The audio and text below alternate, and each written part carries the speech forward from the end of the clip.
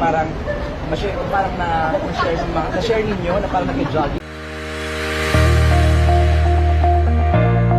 Parang na-share ninyo na parang nag-jogging kayo in Dubai. Parang, Kim, what convinced you to join Paolo, or is it the other way around? Paano ba? Well, ano naman yun, parang jogging is the easiest way to exercise.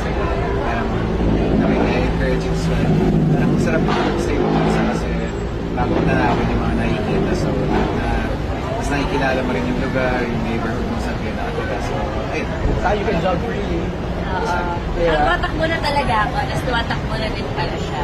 Okay. Yun nga lang, mas mabilis siya. Pero napapansin na napapadalas yata yung mga fitness niyo. Nagkataon ba? Totoo ba? Nagkataon lang? Nagparehas kami ng hobbies siguro. Tapos tatakbo ka, tatakbo din ako. Tanong.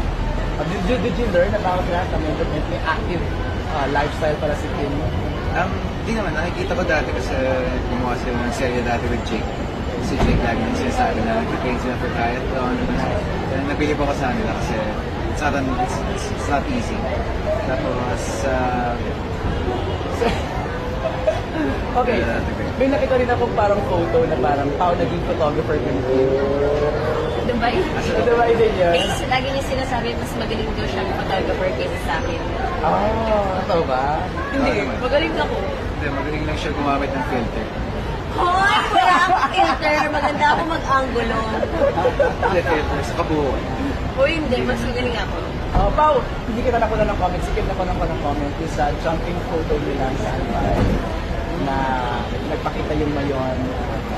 Parang sabi daw nila, pag napakita daw ang mayon, good intentions. Yung pure ang heart ng mga nandun. Thank you. Well, lagi naman nagpapakita sa akin yung mayroon. Lagi niya sinasabi yun. Talaga? Sabi ko, minsan lang daw magpakita yan sa mga tao, mababait lang daw. Sabi niya, actually sa akin, lagi ko naman nakikita ko yan. Right.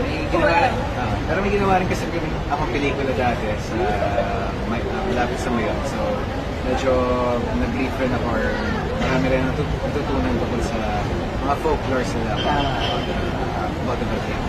Okay, last na lang. So, na-interview ko nga si Direct Chad, tapos parang tinanong ko siya kung totoo bang naging hintayan kayo sa set Paolo. Is it true, Pao? Tapos direct siya Hindi naman totally naghihintayan pero alam mo yung hiya. Yung may hiya ka sa co-actor mo dahil minsan inuuna yung mga eksena mo. Tapos syempre nahihiya ako kay Kim dahil last time siya. Pag mga isang eksena, hintayin ko na matapos. Parang courtesy. Yung na sinabi ni Direct Chad actually, parang courtesy ko din Kim, di ba? Hinihintay mo rin siya. Kasi may iksi lang naman yung mga eksena namin. Hindi naman siya ganun ka lang. Pag big scene, kaming dalawa na magkasama. Pero paano mo ba hinahatid sa bahay? Hoy, sobra naman! Ang layo ng bahay ni Kimi. After ng dating, I'm sure pagod na kami pareho. So, diretso. Yeah.